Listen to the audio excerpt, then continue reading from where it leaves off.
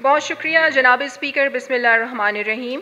سب سے پہلے اس ہاؤس کی اویئرنیس کے لیے اور جو ہمیں آف کورس عوام سنے گی پورے پاکستان کی، ان کی اویئرنیس کے لیے میں بتاؤں کہ یہ جو ٹرانس فیٹس اور یہ جو ہائیڈروجنیٹڈ آئلز جو ہوتے ہیں یہ کیا ہے اور یہ مضر صحت کیوں ہیں.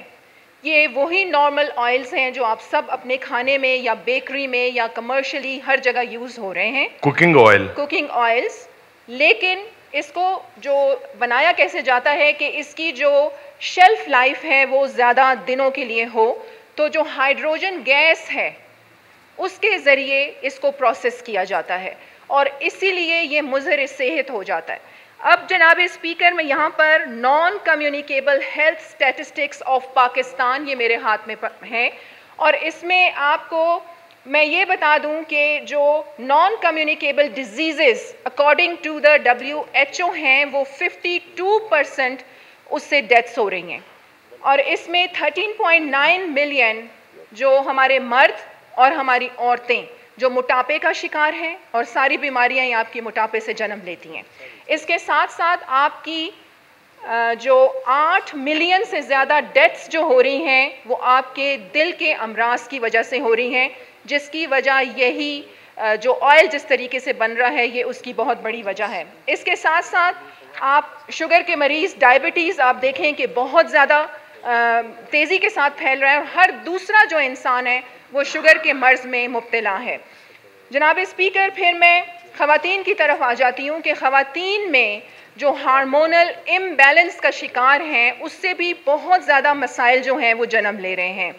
اب یہ پوری ایک لسٹ ہے، یہ میں آپ کو دوں گی تاکہ یہ آپ کو بھی سمجھ میں آئے. اس کے ساتھ ساتھ ہمارے جو WHO سے سجیسٹڈ پروسیس ہے وہ پوری دنیا میں بھی استعمال ہو رہا ہے.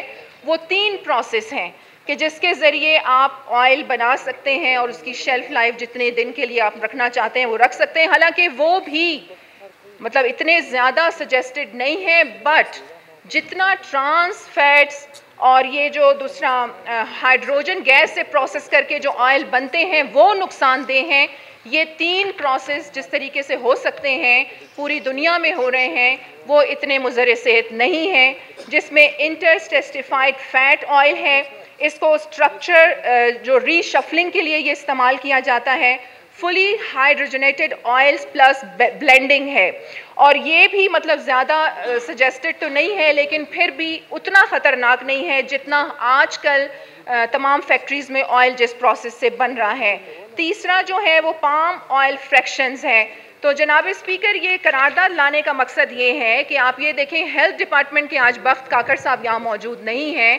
آپ دیکھیں ان بیماریوں کی وجہ سے آپ سب لوگ بھی دیکھیں کہ گھروں میں کتنے خرچے ہوتے ہیں. ہارٹ کی بیماریاں اس کی دوائیاں آپ دیکھیں کتنے میں آتی ہیں، شوگر کے مریض ہیں ان کی دوائیاں کتنے میں آتی ہیں، موٹاپے سے جو بیماریاں جنم لے رہی ہیں آپ دیکھیں کہ اس پہ بھی کتنا خرچہ آتا ہے. تو اگر یہ فیکٹریز جو ہیں مالکان ہیں یہ اس کو مانتے نہیں ہیں کہ شاید بہت زیادہ خرچہ آئے گا اگر ہم اس پروسیس کو چھوڑ کے دوسرے پروسیس کی طرف جائیں جو پوری دنیا میں سجیسٹڈ ہیں، لیکن آپ یہ دیکھیں کہ ہماری ہیلتھ سب سے زیادہ قیمتی ہے اور جتنے خرچے ہماری بیماریوں میں آ رہے ہیں اس سے زیادہ یہ خرچہ نہیں ہے.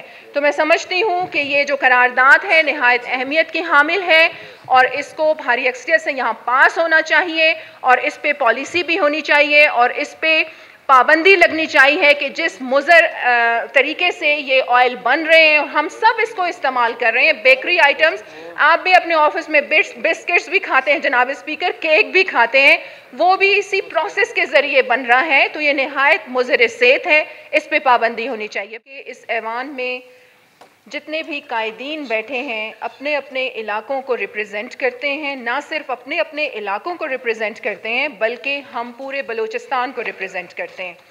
اور اسمبلی کا فلور یہ ہے کہ ہم یہاں پر لیجسلیشن بھی کریں، پالیسیز کو ڈسکس بھی کریں، اور اس کے ساتھ ساتھ عوامی مسائل بھی یہاں پر آئیں، اور انہی ریزولوشن کے ذریعے ہم عوامی مسائل اس فلور پہ ڈسکس کرتے ہیں. مسئلہ آ جاتا ہے امپلیمنٹیشن کا.